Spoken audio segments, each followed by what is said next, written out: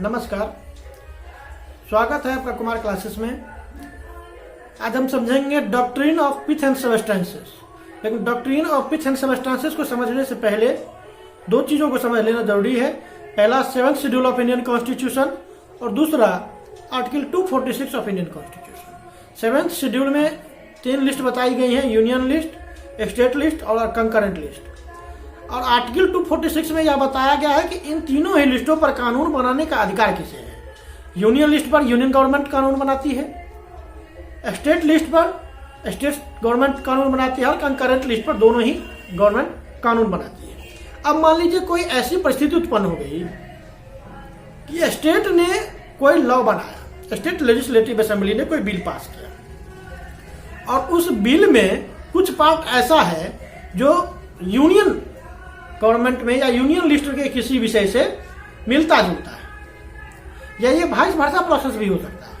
यानी कि central government ने कोई कानून बनाया और उस कानून में कुछ ऐसे प्रोविजन है जिसका जो निचोड़ है या जिसका जो सबस्टेंसेस है वो मिलता जुलता है स्टेट लिस्ट में दिए गए किसी विषय से। तो ऐसी परिस्थिति में मामला इंक्रोचमेंट का हो जाता है। स्टेट यह कहेगा कि सेंट्रल गवर्नमेंट हमारे अधिकार क्षेत्र में का इंक्रोचमेंट कर रही है, और यदि लेजिस्लेटिव असेंबली ने कानून बनाया है तो सेंटर यह कहेगी कि स्टेट गवर्नमेंट हमारे अधिकार क्षेत्र का इंक्रोचमेंट कर रही है। और ऐसी परिस्थितियों में मामला सुप्रीम कोर्ट जाएगा और सुप्रीम कोर्ट कानून को इनवैलिड घोषित करने से पहले doctrine of pith and substances का यूज करेगी। Doctrine of pith and substances, pith का मतलब होता है essence of something and substances का मतलब होता है एसेंशियल पार्ट ऑफ समथिंग। यानी कि कोर्ट कानून को इनवैलिड घोषित करने से पहले व्यापक अध्ययन करेगी और यह देखने का प्रयास करेगी कि एसेंशियलिटी ऑफ कानून लॉ क्या है।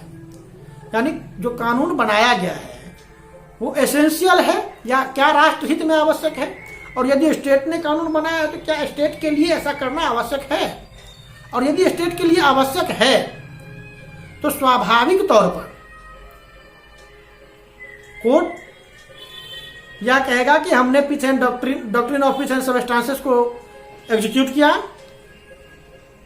और यह जानते हुए भी कि कुछ इंक्रोचमेंट है फिर भी हम इसे वैलिड घोषित कर रहे हैं क्योंकि ऐसा जरूरी है, राष्ट्रहित में ऐसा करना आवश्यक है।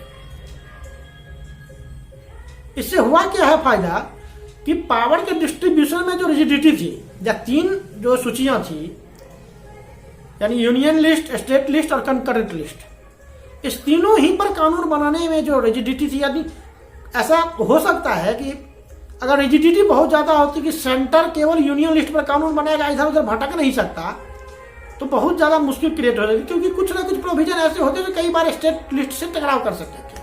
अभी हाल ही में सहकारिता मंत्रालय का गठन किया केंद्र ने, यही मामला हो, क्योंकि सहकारिता स्टेट लिस्ट का सब्जेक्ट है।